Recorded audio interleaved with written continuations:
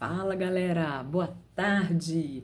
Me chamo Vanessa, sou corredora amadora, posto aqui conteúdos runísticos sobre corrida, meus treinos, toda a minha preparação para a meia maratona, que um parêntese, hoje faltam 23 dias para a meia maratona. Mas hoje eu não vou falar de corrida, vou deixar os treinos e o assunto runístico em stand-by e hoje eu quero falar de bem-estar, porque sim, o meu canal, para além de falar de corrida, eu também vou falar sobre saúde, sobre bem-estar e acho que pensar a nossa saúde mental, a nossa saúde emocional é também falar sobre bem-estar e é também a promoção da saúde de uma maneira integral. Então, hoje eu quero falar sobre um assunto que atravessa a todos nós, que é a morte. Mais propriamente, e não necessariamente a morte, mas o luto. Invariavelmente, todos nós passaremos por momentos e atravessamentos de luto em nossa vida, em nossa existência. Nesse momento, nessa semana, para nós brasileiros, estamos vivenciando aí notícias do falecimento de uma pessoa famosa. No caso, essa semana, né, no domingo, foi o falecimento, né, a partida da Preta Gil. E isso, invariavelmente, acho que faz a gente pensar, né, sobre questões de vida, sobre questões de morte, questões de saúde. Eu tenho certeza que se você acompanha algum noticiário, lê algumas notícias, alguma nuvem de reflexão deve ter passado aí na sua cabeça sobre: e minha vida? Será que eu tô cuidando da minha saúde? Será que eu não tô? Enfim, e pensando, né, sobre o que significa, o que simboliza a morte. Nossa, deu até uma gaguejada horrível. Enfim, se eu soubesse editar, eu ia tirar, mas eu vou seguir com o vídeo. E aí, muito inspirado nesse acontecimento aí que ocupou os telejornais e os noticiários, né, online, nas redes sociais aí por alguns dias, né, desde domingo pra cá, muito inspirada nisso, eu falei, hoje eu vou trazer então um conteúdo falando sobre perdas. Vou trazer trechos de 2 livros, né, que eu tô lendo. No momento tem esse aqui, que é Os Pantanais da Alma, do James Hollis, que é um livro de psicologia junguiana, e tem um trecho dele que vai falar sobre perda, sobre dor. E aí eu vou ao trecho que eu gostaria de ler e dividir aqui com vocês, para que a gente reflita juntos, né, reflitamos juntos, né, sobre esse assunto que é universal.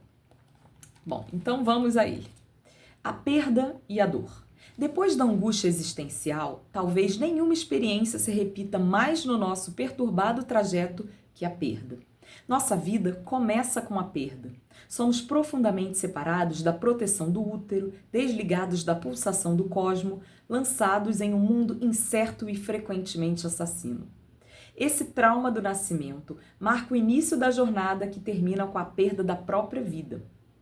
Ao longo do caminho, repetidas perdas têm lugar, de segurança, de ligação, de inconsciência, de inocência e, progressivamente, a perda de companheiros, de energias físicas e de estágios de identificação do ego.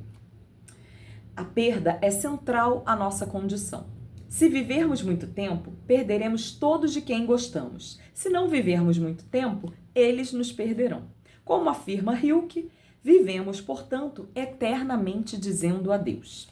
O adeus é para as pessoas, para os estados da existência, para o momento da separação. Há 2.500 anos, Gautama tornou-se o Buda, aquele que vê através. O que ele viu foi que a vida é a permanente experiência do sofrimento. Esse sofrimento é basicamente ocasionado pelo desejo de controlar o ego, de controlar o ambiente, de controlar os outros, de controlar até mesmo a mortalidade.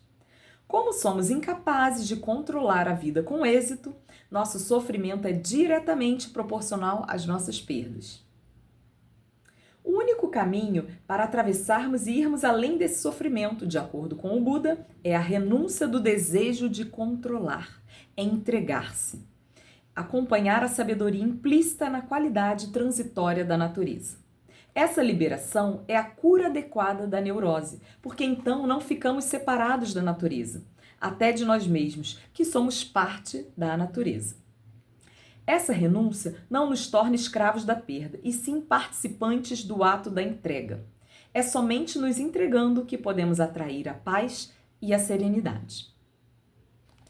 Bom, deste livro, o que eu queria comentar, né, o que eu queria trazer aqui como reflexão é que, em linhas gerais, a perda, ela faz parte da nossa existência, da nossa vivência aqui neste mundo. Então, lidemos com ela. De que forma? Cada um, não existe uma receita de bolo, não existe fórmula mágica, mas cada um vai poder lidar do seu jeito, aprender a criar ferramentas para lidar com as perdas. E quando eu falo de luto, não necessariamente eu estou falando sobre o luto por morte. Eu estou falando do luto, por exemplo, de uma idade que a gente passe. Por exemplo, eu era adolescente, agora eu sou adulta. Ou eu era adulto, agora estou entrando na terceira idade, sabe? Então, são fases da vida. Às vezes é um emprego que a gente já não trabalha mais. E aí sim, a gente vai vivenciar também esse luto. Porque o luto, traduzindo, nada mais é do que o rompimento do vínculo, né? E aí a gente rompe vínculos com muitas coisas, pessoas, vivências e situações. E neste outro livro aqui, que é O Cérebro de Luto, aliás, um livro muito interessante. Se você gosta de psicologia, se você gosta de neurociência, vale muito a pena você ler. É de uma neurocirurgiã muito interessante, que é a Mary Frances O'Connor. Bom, e aí eu separei um trecho aqui que eu gostaria de ler para vocês, também acerca de perda de luto, e aqui ela vai falar exatamente do luto pela morte, né, de um ente querido, enfim. Anseio, raiva, descrença e humor depressivo diminuem com o tempo após a morte de um ente querido. Esses sentimentos não seguem etapas e as pessoas ainda os experimentam anos após a perda, mas sua frequência diminui à medida que a frequência da aceitação aumenta. A aceitação pode vir de aprender que uma nova realidade está aqui para ficar e que somos capazes de lidar com ela. Aquilo em que passamos tempo pensando é importante. A forma como reagimos ao que estamos pensando e ao que sentimos é importante. A forma como lidamos com o que nossa mente faz a cada momento pode ajudar. Esses insights me lembram da oração da serenidade. Inerente a esse pedido de ajuda está o reconhecimento de que temos de lidar de forma flexível com as provações que enfrentamos. Eis aqui então o trecho da oração da serenidade. Deus, conceda-me a serenidade para aceitar as coisas que não posso mudar, a coragem para mudar aquelas que posso e a sabedoria para discernir uma da outra. Não podemos mudar a mortalidade. Não podemos mudar o sofrimento que acompanha a perda. Não podemos mudar os pensamentos intrusivos e as ondas de luto. Mas, se tivermos muita coragem, poderemos aprender a reagir a essas circunstâncias indiscutíveis com mais habilidade e compreensão mais profunda. O desafio é, naturalmente, a sabedoria para discernir uma coisa da outra, aprendendo quando pausar e refletir e quando avançar. Os misteriosos e esmagadores sentimentos de luto exigem sabedoria, mas a sabedoria é adquirida por meio da experiência.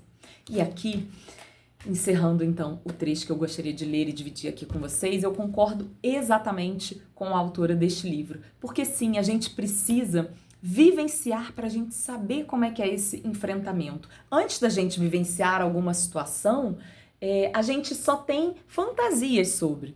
Só sentindo na pele que a gente vai saber como que é. E isso também serve para o luto. Serve, inclusive, aí falando de um outro assunto, eu falei que não ia falar de corrida, lá estou eu falando de corrida. Serve também para a gente lidar com a corrida, sabe? Tem treinos, vivências, sensações, experiências que a gente só vai sentir se a gente correr. A gente só vai sentir, só vai saber quando a gente realizar aquilo no nosso corpo e na nossa mente. Sim, porque este livro, como eu falei, né, de uma neurocientista, então aqui ela é uma indicação de um livro muito bom, porque ela vai falar sobre o luto, a ligação do luto com o cérebro, né, com a neurociência, então é muito interessante. E eu acho que um trecho costura com o outro por conta disso. São vivências que fazem parte, né, da nossa existência, mas que só saberemos ao certo quando a gente vivenciar.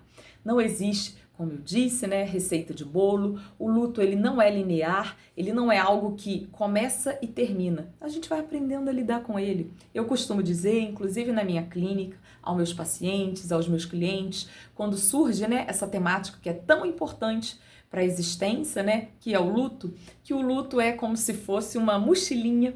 A partir do momento que a gente vivencia ele, é uma mochilinha que a gente carrega ele para o resto da vida. A questão é que como somos seres humanos adultos e podemos fazer escolhas, a gente pode escolher como a gente vai lidar com esse luto, né? E aí essa escolha ela é muito ampla, ela é muito variada, né? Enfim, e por que, para finalizar esse vídeo que já está se estendendo, né? E por que eu quis falar, para além do bombardeio de notícias sobre o falecimento de uma pessoa famosa, de uma cantora, de uma artista famosa como a Preta Gil, porque este luto invariavelmente destampou o meu luto. E podendo sentir, né, como essa autora aqui do livro fala, são ondas de luto. O luto ele não passa, ele fica aqui, é uma onda que vai, uma onda que vem. E com a notícia do falecimento da Preta Gil, foi invariável eu pensar em um dos lutos que eu vivencio na minha vida, que eu acho que é o luto mais arrebatador que eu senti até hoje, que foi a perda do meu pai. E para mim isso foi muito difícil, sabe? Esse destampar desse luto foi muito difícil, inclusive para treinar. Foi uma semana assim que eu quebrei várias vezes meus treinos de ritmo, tentei fazer, só pude entregar metade do treino, só consegui. Mas com coragem, com resiliência e com constância, tal qual eu também tento seguir isso na corrida, acho que isso também serve para o luto, também serve para um assunto tão